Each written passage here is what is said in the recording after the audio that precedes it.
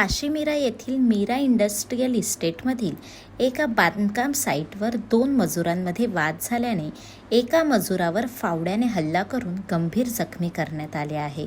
फिर्यादी विकास सिंग वय वर्ष 36 साईट सुपरवायझर यांनी दिलेल्या तक्रारीनुसार अमिराज कन्स्ट्रक्शन कंपनीच्या काशीमारा येथील साईटवर खोदकाम व माती भरावाचे काम सुरू आहे.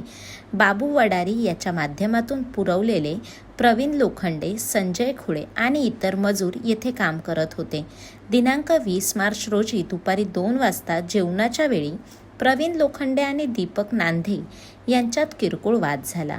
वाद वाढत गेला आणि दीपक नांदे याने रागाच्या भरात बाजूला पडलेले फावडे उचलून प्रवीण लोखंडेच्या डोक्यावर आणि तोंडावर जोरदार वार केले. यामुळे प्रवीण जागेवरच कोसळला आणि त्याच्या डोक्यातून व चेहऱ्यावरून मोठ्या प्रमाणात रक्तस्राव होऊ लागला. घटनेनंतर उपस्थित सुपरवायझर आणि इतर मजुरांनी हस्तक्षेप करत जखमी प्रवीणला तातडीने रुग्णालयात हलवले. पोलिसांनी घटनेचा तपास सुरू केला असून आरोपी दीपक नांदे याचा शोध सुरू आहे. नमस्कार, मी विजय कते. आपण पाहता नवराष्ट्र डिजिटल. काल काशीमीरा पोलीस स्टेशनच्या हद्दीमध्ये एका अज्ञात व्यक्तीचा खून झाल्याची घटना घडली होती.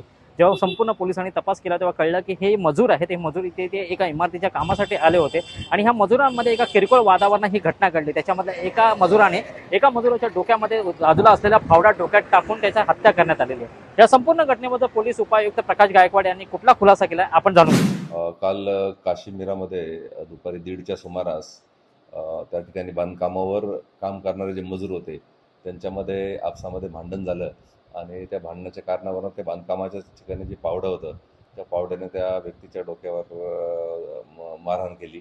त्यात त्या व्यक्तीचा मृत्यू झालेला आहे. यामधील जो आरोपी आहे त्याला आपण तात्काळ अटक केलेली आहे. खुनाचा गुन्हा दाखल करण्यात आलेला आहे. पुढील तपास सुरू आहे.